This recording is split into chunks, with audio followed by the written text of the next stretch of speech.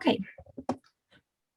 All right. So I'm just going to do kind of a quick review of the material that was sent out. And I hope that it's all right to review it. And, the way that I presented it more offline, I know maybe not everyone had a chance to read all of the material or to even view all of the previous presentation.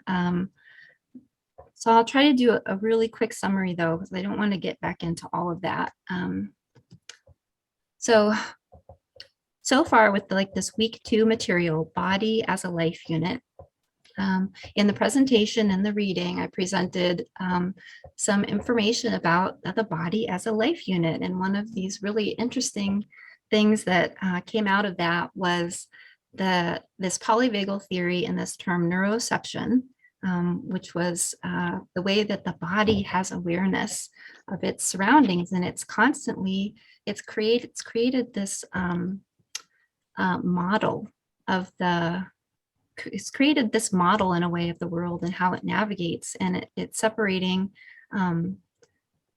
basically safety and danger, kind of determining out there like what are the inputs for safety and danger, particularly with regards to other mammals. Mammals are these social creatures. We are actually wired differently than reptiles. We have this mammalian circuit that allows us to differentiate safety and threat when it comes to interacting with other mammals. And the safety that we feel allows for these really interesting possibilities of interacting and surviving.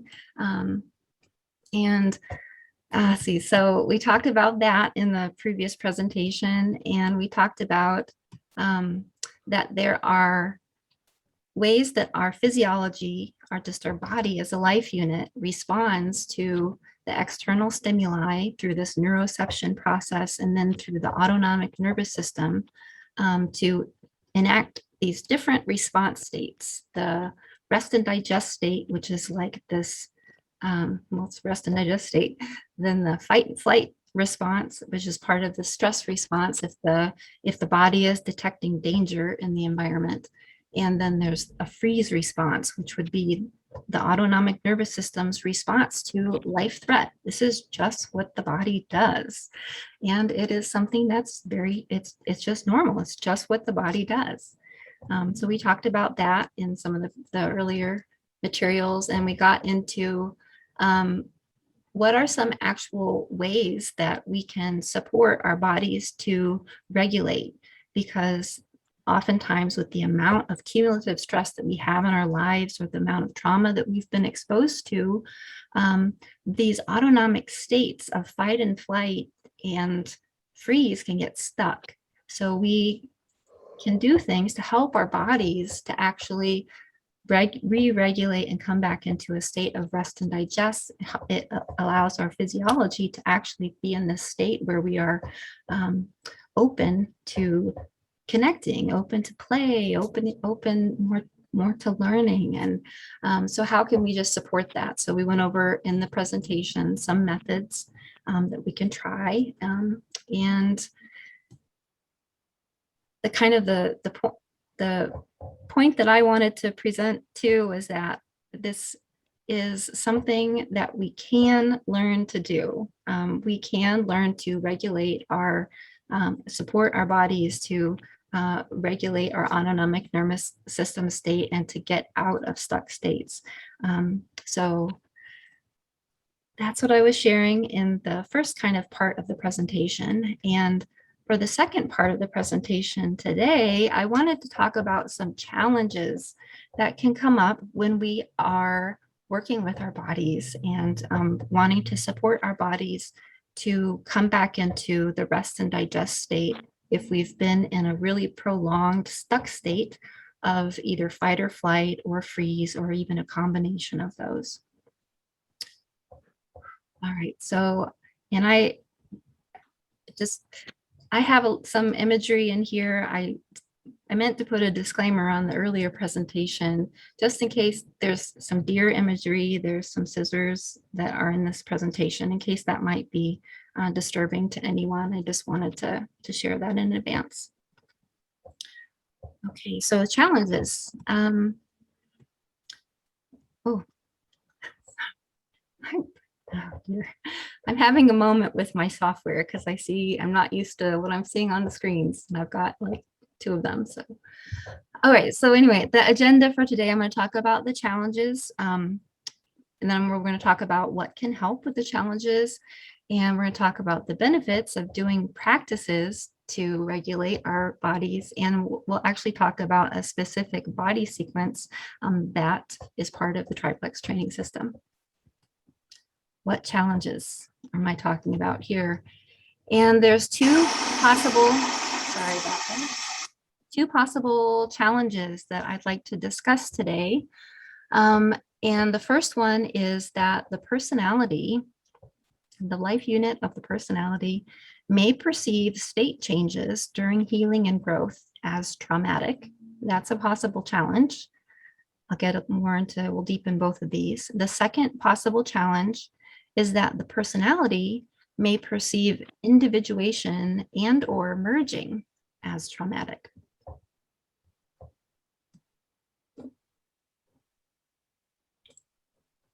Okay, so challenge 1, this personality, it may fear the autonomic nervous system state changes. So basically, if the body has been stuck in for a long period of time in this fight or flight mode or freeze state, and we're talking about going through some process of helping the body to regulate, the body will in shifting state, say from from freeze to a fight flight state, going from a frozen state to something that feels like fight or flight could feel very different. It could be different. It's like if someone's stuck in a certain state and it's what you're really used to, the personality may have this experience of, well, going from something that's stuck, even if it's constipation and fatigue, going from that to something like feeling very activated, crying, breathing quickly, that could feel very scary to a person who was just used to being stuck in a frozen state.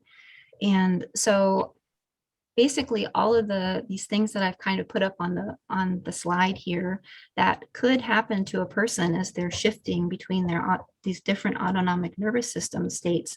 If a personality isn't used to any of these, they might just be afraid of what they're not familiar with, just as simple as that. So to give an example of what can happen in a situation for myself, I went to the dentist one day, and this was the objective reality of what my dentist visit was like, but what my body experienced was something like this. And so in this experience of going to the dentist, for me, what ended up happening one day is I had a shot and I could feel that my body, like that stuck feeling of that trauma that was in my body, was activated and it was wanting to move. Like some people will refer to this as a flashback. And in a way, yes, it kind of was a flashback. But it was different from maybe a normal flashback in that I allowed what the body was wanting to do in this experience to happen. And so at the dentist one afternoon, I had this shot. I noticed some things were really happening that was very weird. My breath rate started to get really strange. I felt a lot of constriction in my chest.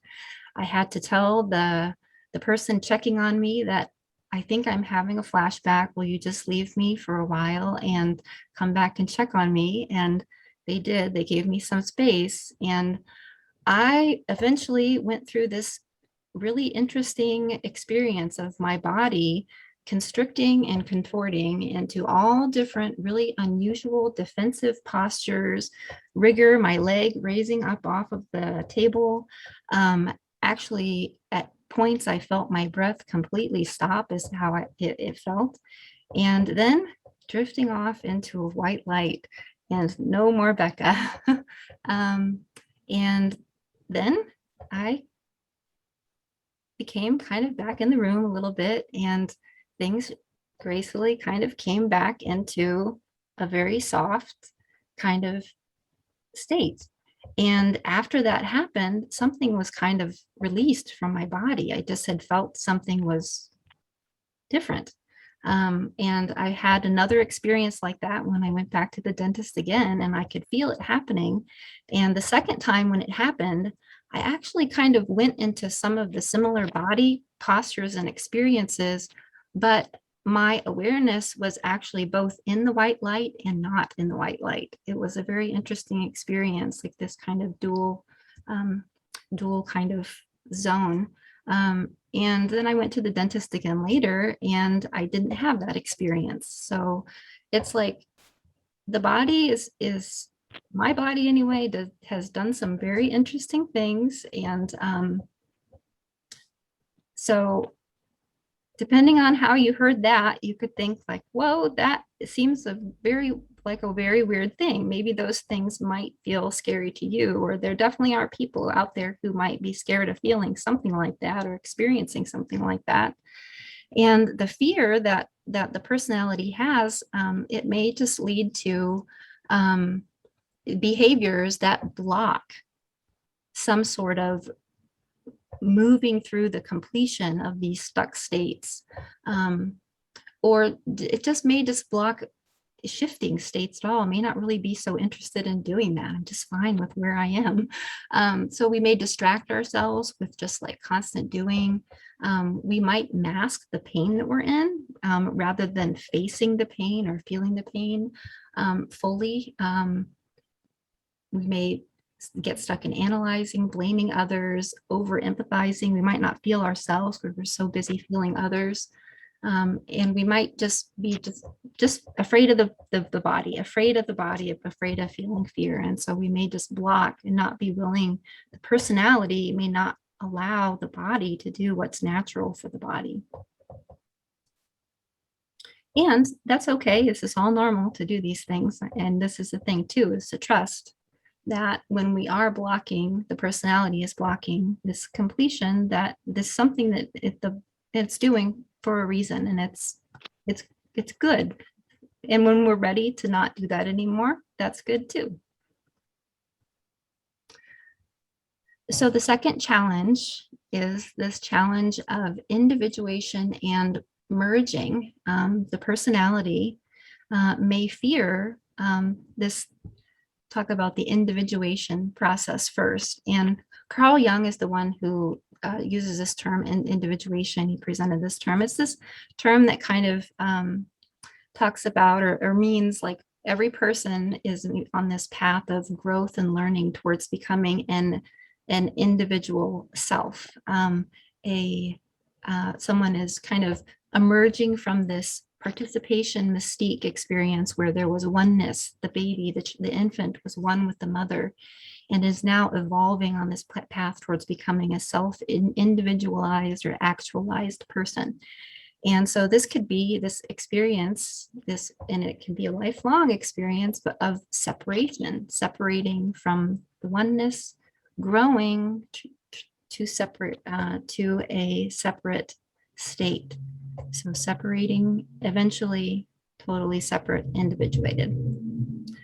Personality may fear that.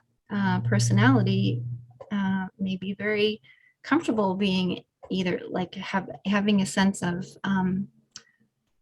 safety when very connected with others, and or connected.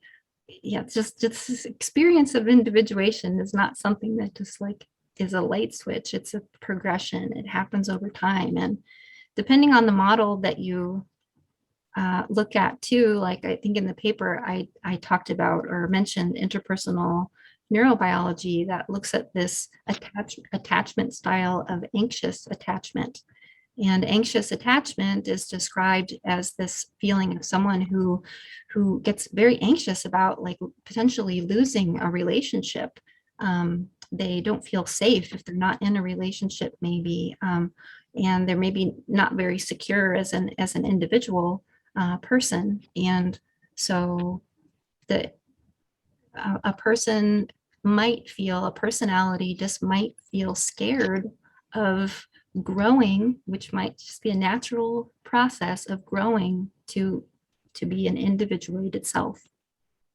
And then conversely, the merging process, depending on the perspective of the personality, the process of losing a sense of being that individuated self and merging with another, or merging completely with everything and totally losing the sense of an individuated self. It could feel like annihilation. I'm no longer me. I like losing myself or letting myself go could feel very scary.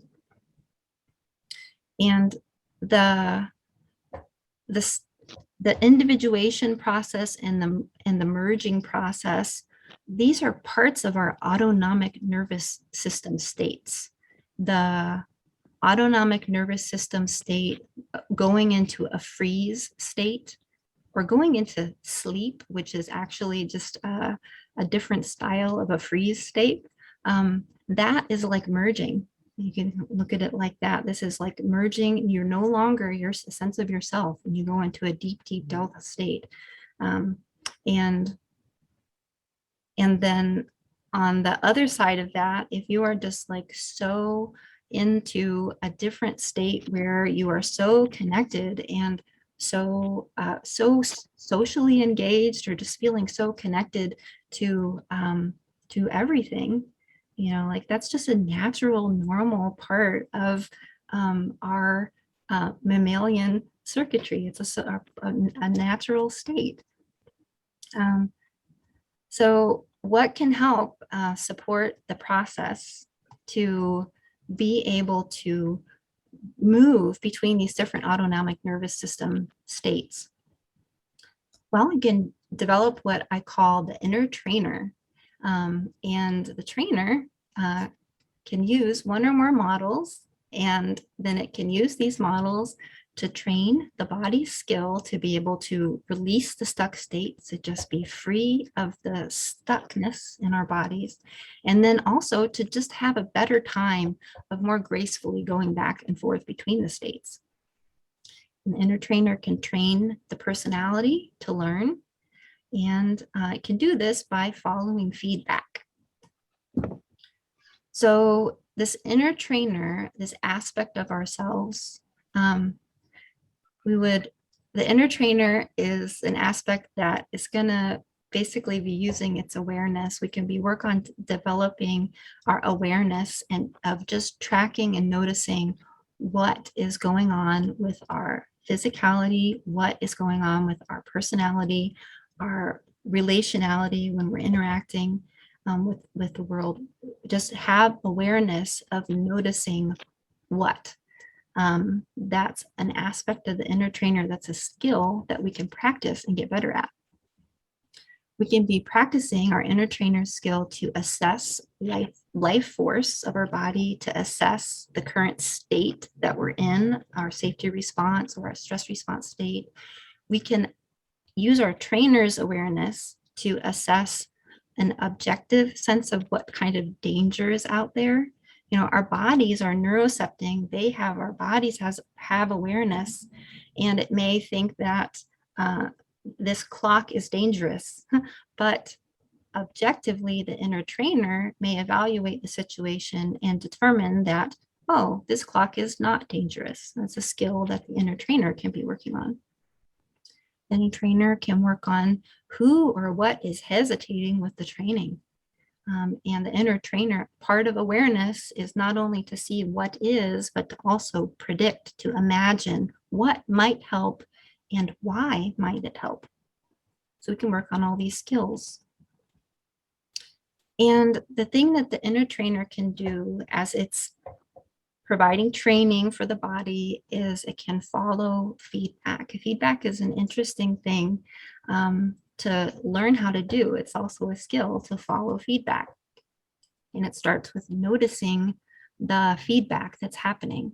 So the feedback would be something like if the inner trainer says, hey, body, I want you to try this particular breathing exercise. We're going to do this breathing exercise, body, and I'm going to ask you to breathe very quickly in and out for a period of time. And the body starts doing this, and then something happens just within the feedback would be something like you start trying to do something and then you notice what the response is. What's the feedback that's coming out?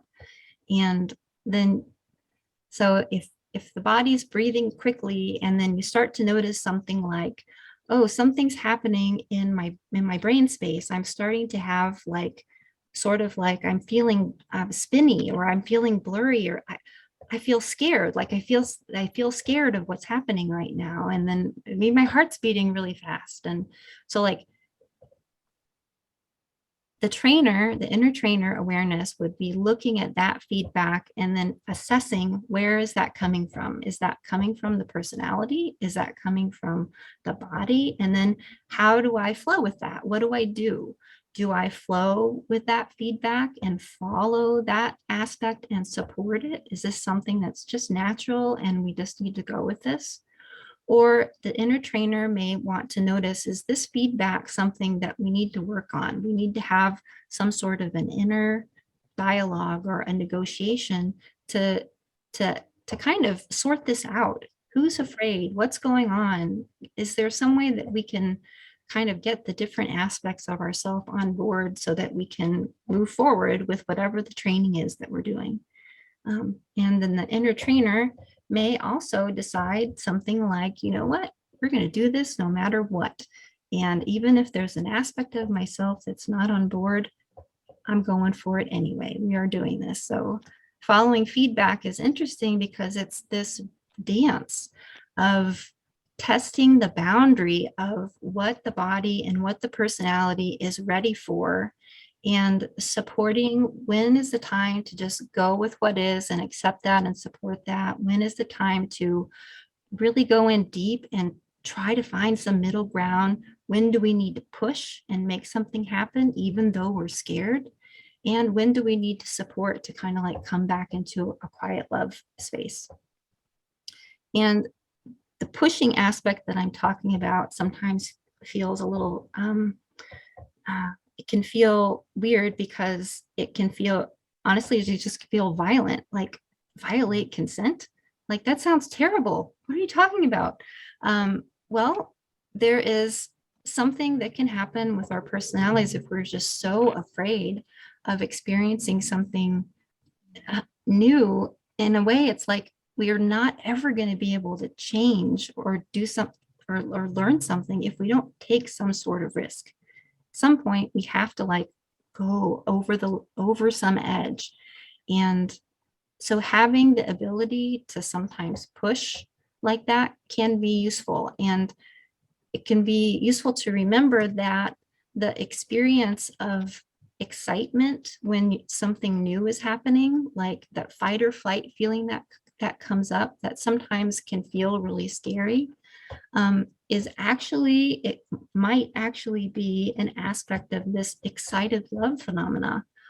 Our bodies, our physiology needs to go into that sympathetic nervous mode to learn. It's like, and it'll get more comfortable doing that the more experiences we have. But so as kind of a technique, if there's a time where you're training and you're doing something that feels pretty edgy for you, if you inhale into your belly and then exhale slowly. There's lots of different little styles, but as long as the exhalation is slow, you want your exhalation to be slower than your inhalation, and usually through your mouth is good, or through puffed lips or just through your mouth.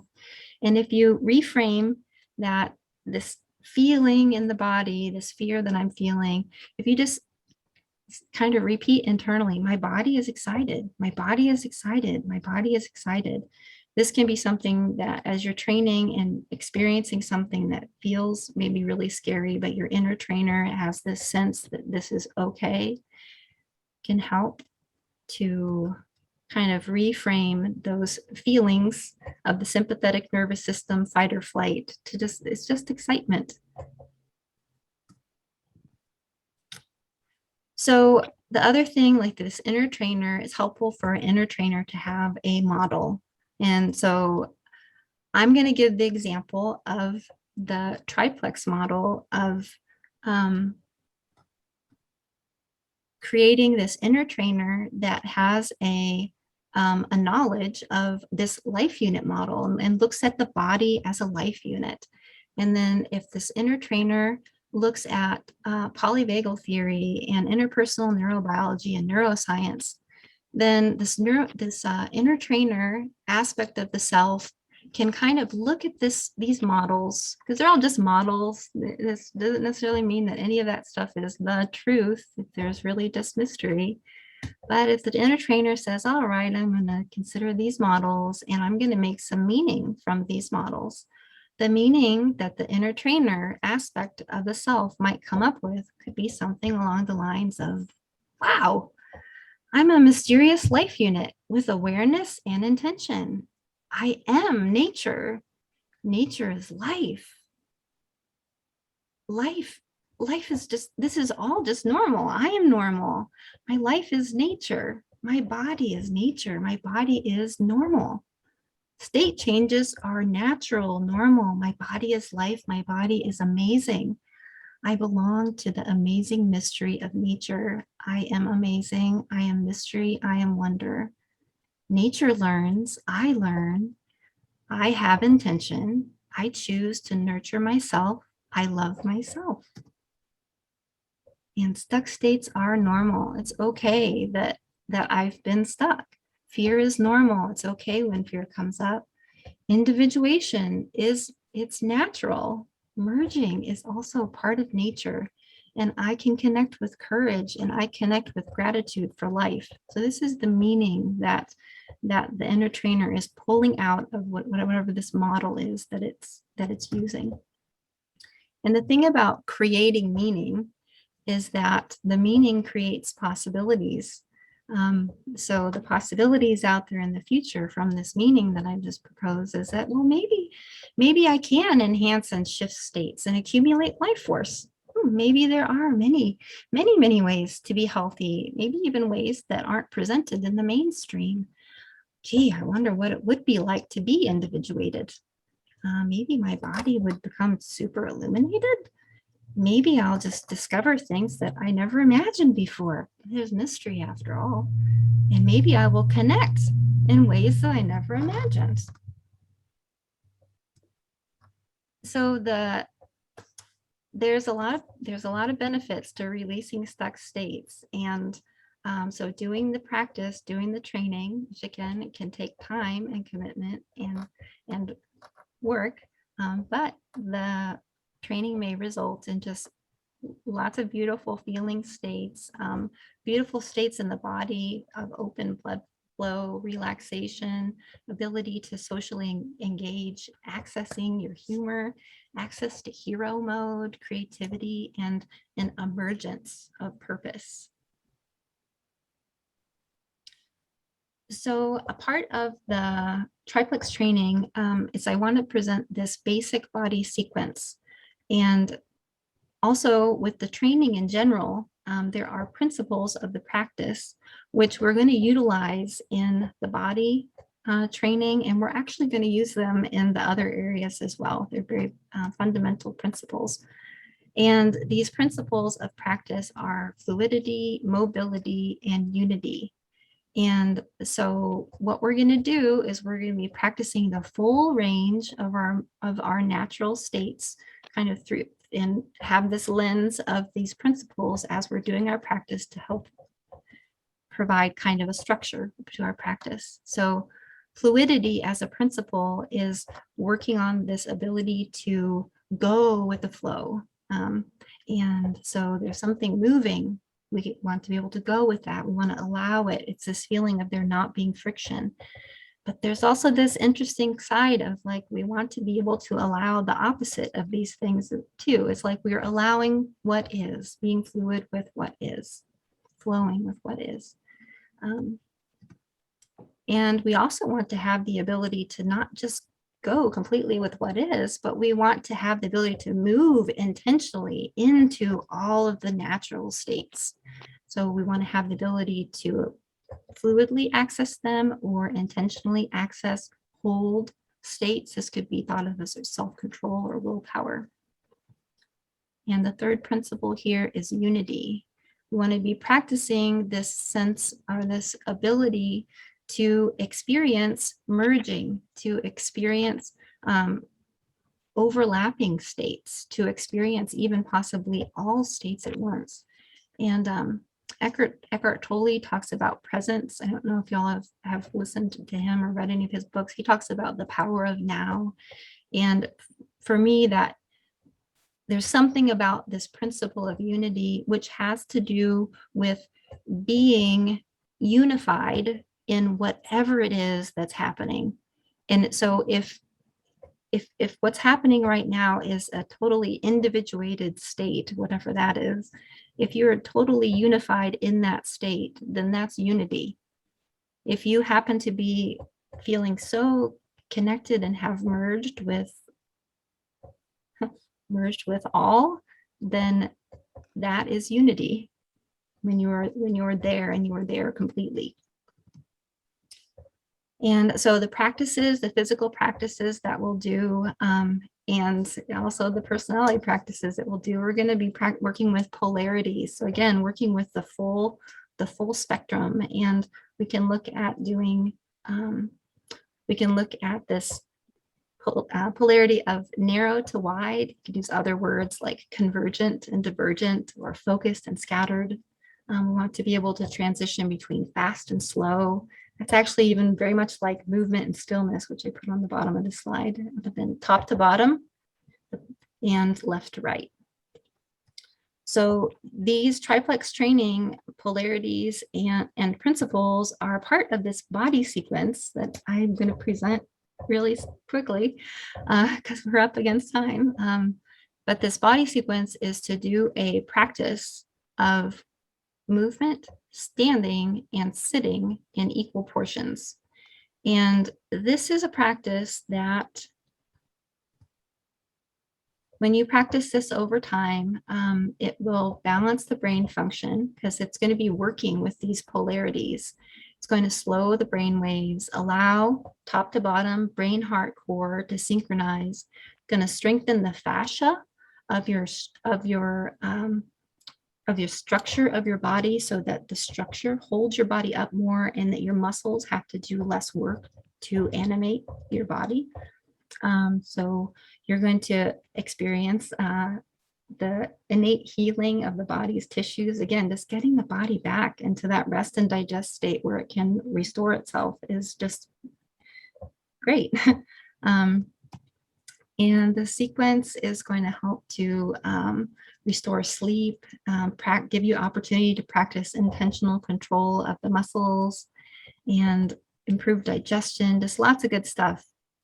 And this practice of the basic body sequence is not really a substitute for other exercises like cardio, and it's not a quick fix. I don't know of any quick fix for any of this stuck state stuff.